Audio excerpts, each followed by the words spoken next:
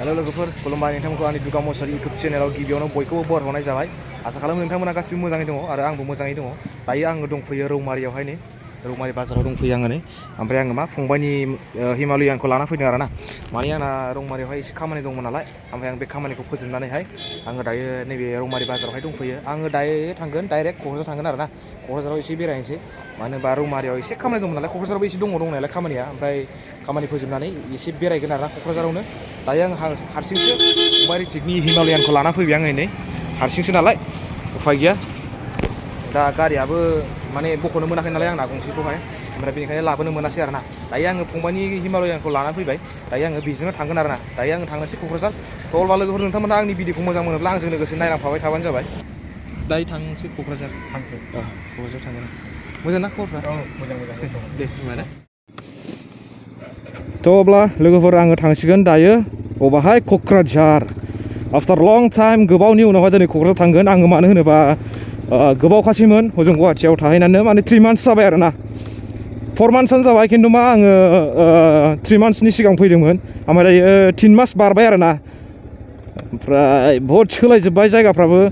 दायो क'क्राझाराव एसे खामानि दंबावो बे खामानिखौ फोजोबनानै आङो एसे बेरायनो सानबाय आरोना। बेनो जाबाय रौमारि गेट। नै लोगोफोर रौमारि गेट सापागुरि मोनबायानो।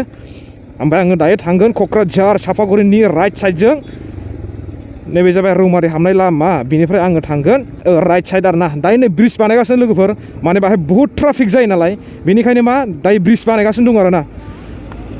नैबे ब्रिजआ हाबासो मोजां जासिगोन। दायो बहुद ट्राफिक जायो आरोना। नै ब्रिज बानायगासिनो दङ दायो नैबेहाय नै। वाव एकदमबारे माने जायगाफ्रा सोलायो आरोना। मास मोनफानि सोलायबाय थायो जायगाफ्राबो।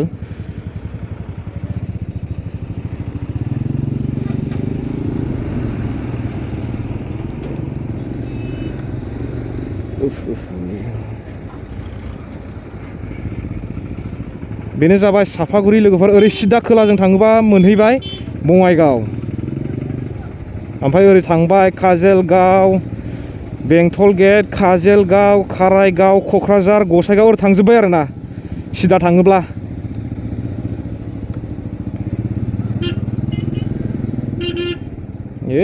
भाई साब उराय होजागोनबो बारस'दलाबायना आंनि सिगाङाव।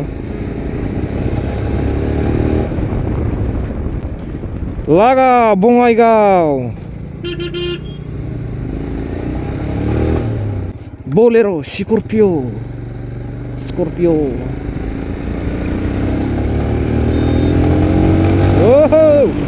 हिमालय सालायनो मोननाया बिराद गोबाव जाबायमोन। दिनै लागावबाय नै गासिनोसै ना मा होनो लोगोफोर। बङाइगाव लामा गोदान बानायफिनबाय नै नैबेजों मोनसे लामा बानायबावबाय आरोना। बानायगासिनो दङ नै लामा बानायदों ब्रिज बानायदों एकदमबारे बानायगासिनो दङ। क'क्राझार लामायाबो बरिया जाजोब्बाय माथो मोजां जाजोब्बाय नै। वाव हेभि जाजोब्बाय लामाया सिबखावबायनो हासिगोन एबार। दानिया मा मोनफैखो कारायगाव। आङो थांनोसै लेफ्ट साइडजोंहाय क'क्राझार टाउन। बेनो जाबाय कारायगाव आरो नैबे गोजौनि मुर्तियानो जाहैबाय जोहोलाव दैमालु। बेखौथ' बयबो मिथिखागौ जोंनि बर' हारिनि मानसिफ्रा। जोहोलाव दैमालु जायहा बर'नि थाखाय गोख्रों सासे बिर जोहोलावमोन आरोना। बिथाङाथ' गैला मुंख्लं जानानै थांबाय। गोदो गोदायनि जोंबोथ' नुवाखै थेवब्लाबो माने गोसोखांथि जानानै थाबाय आरोना। जोंनि बर' हारियाव जे गोबां जोहोलाव आरो जोहोलावजोफोर दङमोन दायो माखासेया गोमालांजोब्बाय। बावनो नाङा बेफोरखौहाय मानो होनोबा जोंनि थाखायनो आरो हारिनि थाखायनो बहुद दावहा नांबोनाय मानसि बिसोरो आरो बहुद खस्थ'यै थैलांनाय मानसि। बेफोरखौहाय मालाबाबो बावनो नाङा आरोना। जबे ह गाइस दायो थांबाय थानोसै नोंथांमोनहा नायलांबाय थाबानो जाबाय आं बहा थाङो। नोंसोरनि सापर्ट नांगौ गाइस। नोंसोरनि सापर्ट नङाब्ला जोङो जौगानो हाया मालाबाबो। ओंखायनो मा नोंसोरो फुल सापर्ट थानांगौ। नोंसोरनि सापर्ट थाब्लासो नोंसोरनिफ्राय जोङो सापर्ट मोनब्लासो मा जोङो जौगानो हायो आरोना। बेनिखायनो नोंसोरो सापर्ट खालामनांगौ बयखौबो। जोङो बर'जों बर' गावजों गावनो जोङो मा सापर्ट खालामलायबाय थानांगौ नङा होमबा। दा बेनिखायनो आंबो नोंसोरखौ सापर्ट खालामगोन नोंसोरबो आंखौ सापर्ट खालाम। ओंखायनो जोङो गावजों गाव अनलायनांगौ सापर्ट खालामनांगौ आरोना।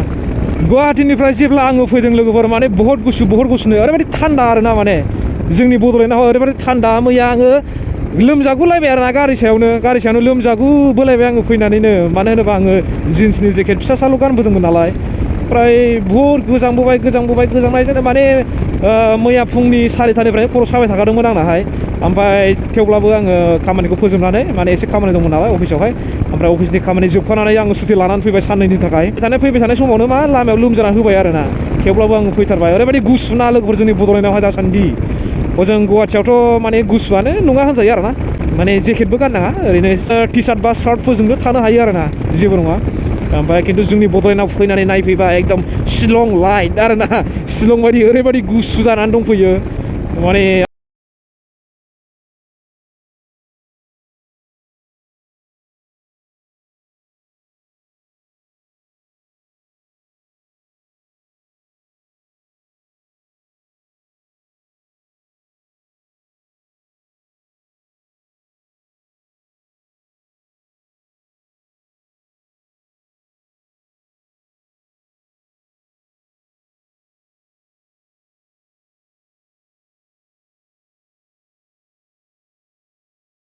बेनो जाबाय क'क्राझार आरोना ओरैजाय एसे खोलाहा थांबावबानो मोनहैसिगोन टाउनखौहाय ओमफ्राय आङो दायो टाउननि एसे सिगाङाव दं आरोना नैबे बड'लेण्ड टेरिट'रियेल काउन्सिलावहाय